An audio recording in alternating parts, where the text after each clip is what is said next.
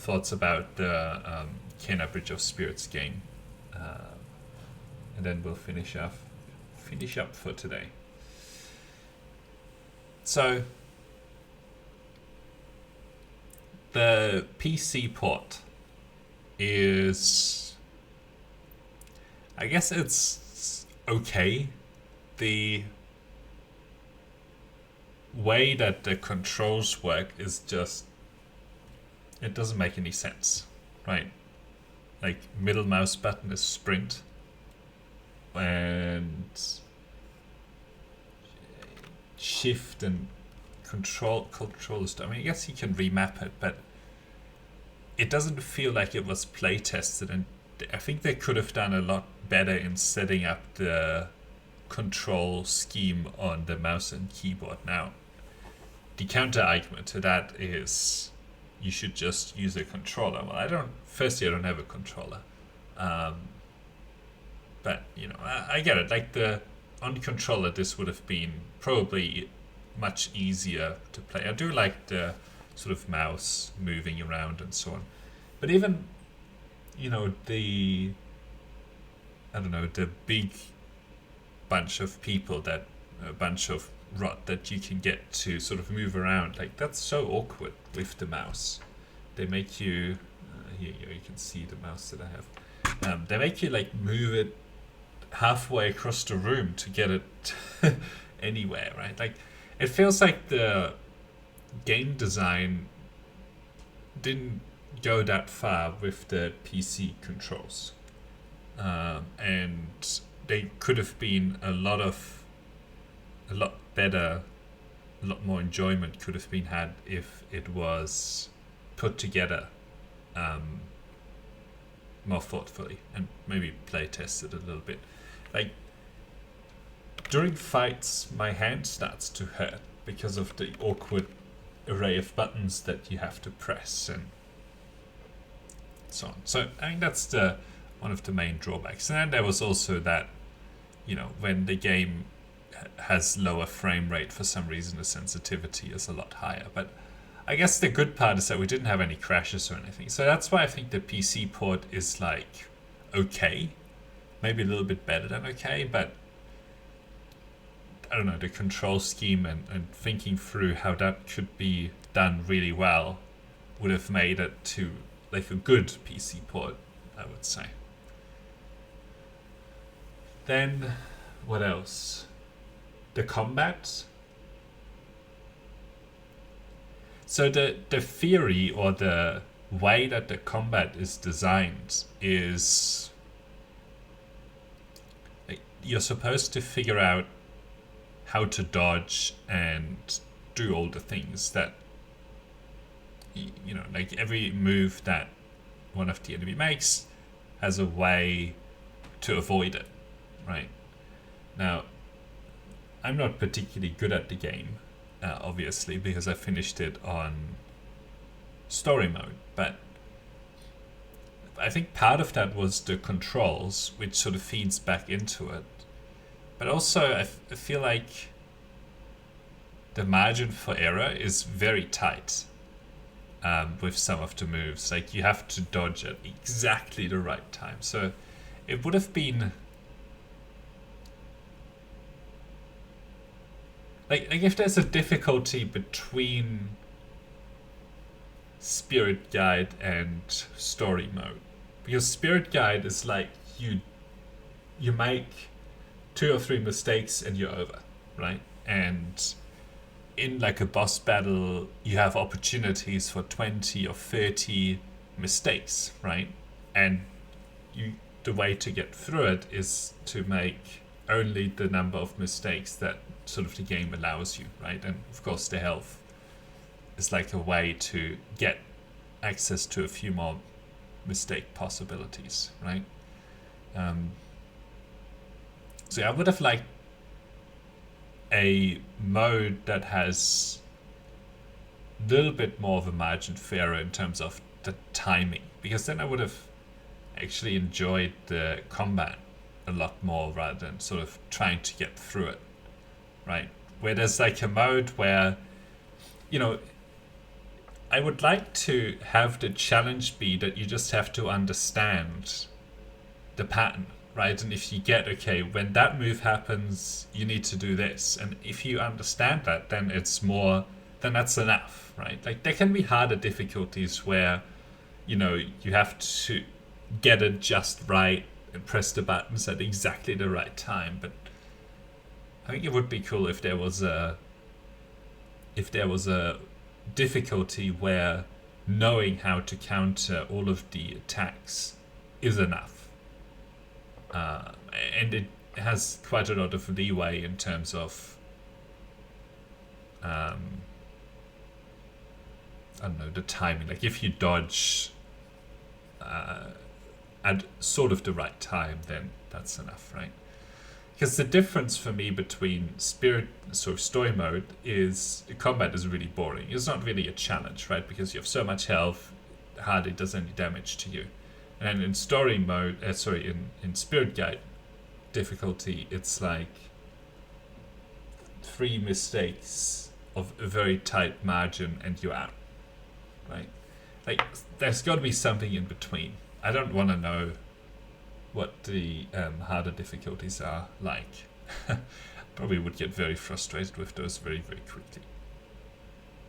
Wait, I think that would have been a way to give someone like me who doesn't play these types of games all the time and so on, like an opportunity to feel like I'm able to enjoy the combat more than it was there. But if you're the kind of person who's like, I want it to be as hard as possible and want to have to retry the boss fight like 10 times or something like that to get it, great.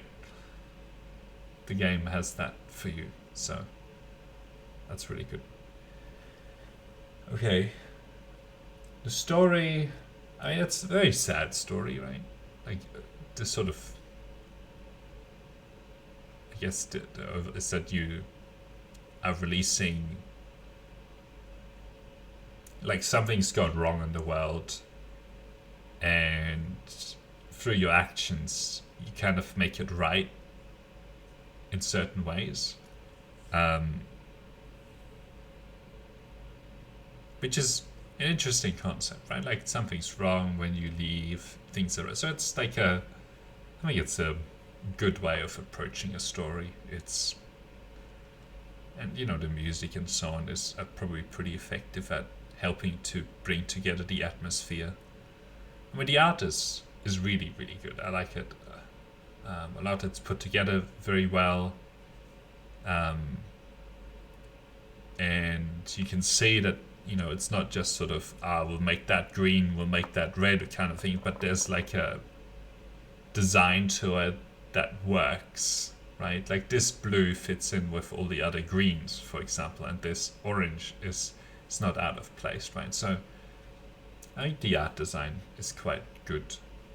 I like the puzzles. They're always good fun because you're like trying to figure something out.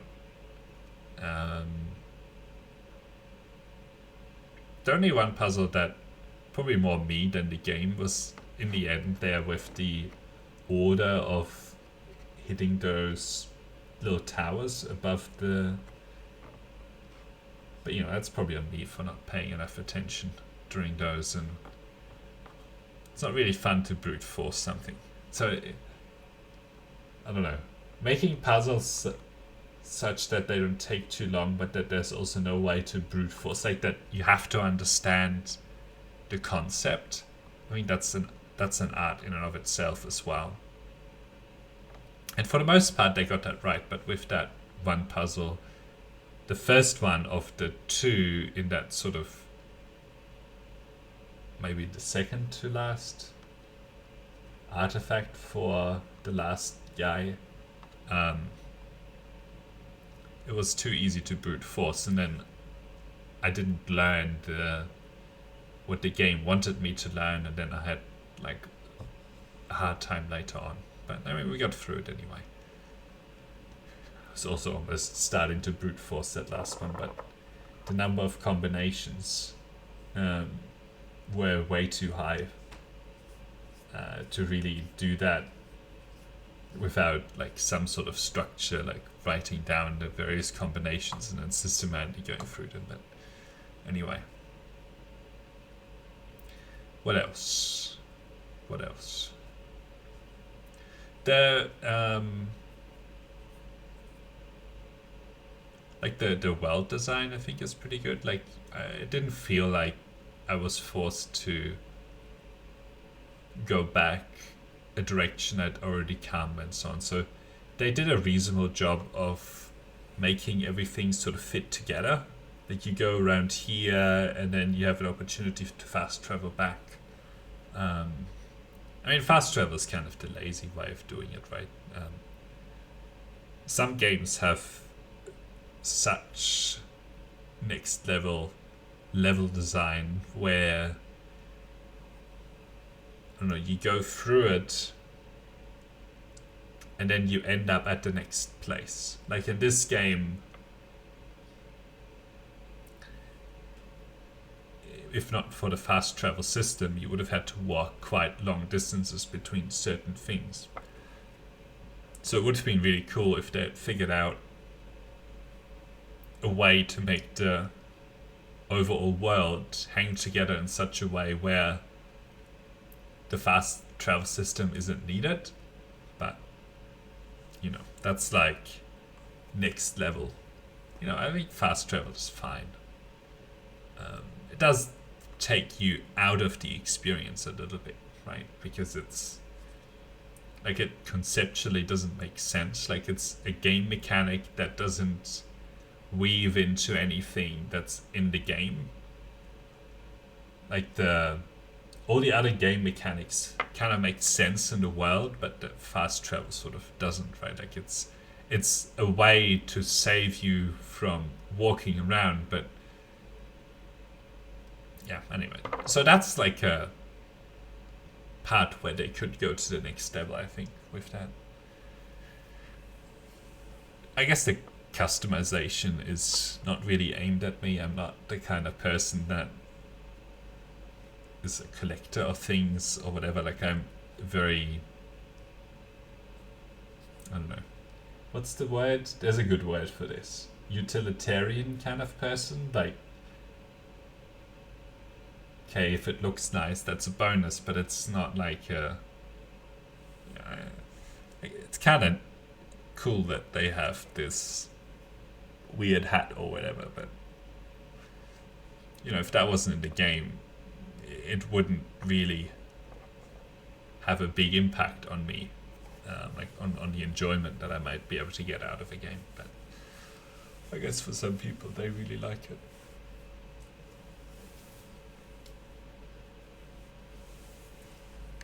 I should say a little bit more about the puzzle, because there's actually something in here that is quite good. Like they never, you know, in a lot of games, they go, oh no, this is a bad example. They teach you the mechanics very explicitly in many games through like tutorials and so on, right? I feel like in Kena Bridge of Spirits, they managed to teach you in a very organic way. So they weren't like, oh, you press this to do this. Like there's a little bit of that, like, oh, you bring up your bubble and then you press the left mouse button and then you can go through those gates or whatever. But for example, with those enemies that are invisible, or not invisible, but sort of ghosts or whatever, like they never tell you how to do it, but you know, through experimentation you can get there. And like if you were to think about it a little bit, like that's the obvious thing, that you know, you've just figured out a way to traverse those portals, so now that same thing is also a way that you need to use to fight enemies. Like that makes some sense, right? So it's, the game gives you like sort of pushes you a little bit in the right direction, and then there are ways, and it's obvious enough that you can sort of do the rest yourself. right? Which I think that's not easy to get right. Um, that's not easy to get right. Would take a lot of testing and trial and error, because I don't know, if you make it too difficult, then people get frustrated and don't want to play your game anymore. But if you make it too easy, then it's kind of boring. So if I think about how I might put that together, it's like you'd have to try a lot of different versions of the thing and observe people doing it, and I think that's a pretty high level of game design that's required to be able to do that. It's not just make it really obvious kind of a thing. Okay, anything else?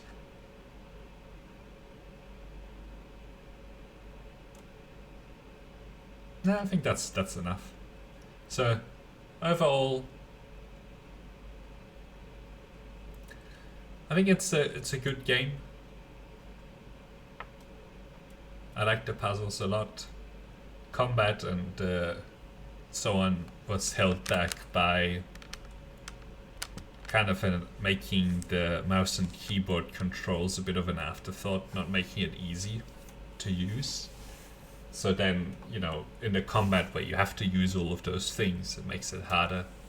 I also would have liked like a difficulty between story mode, which is no challenge, versus spirit guide, which at least for me was way too frustrating. Like, I want to maybe have to fight a boss 3 or 4 times, but if it's any more than that, like I'm over it.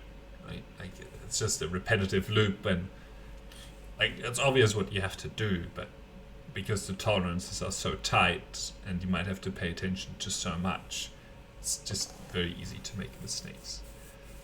And I don't really want to be stuck on fighting one boss for like half an hour or an hour. It's not fun to me. Okay. Cool. So we'll leave it at that. So thanks for watching, and until next time. Bye.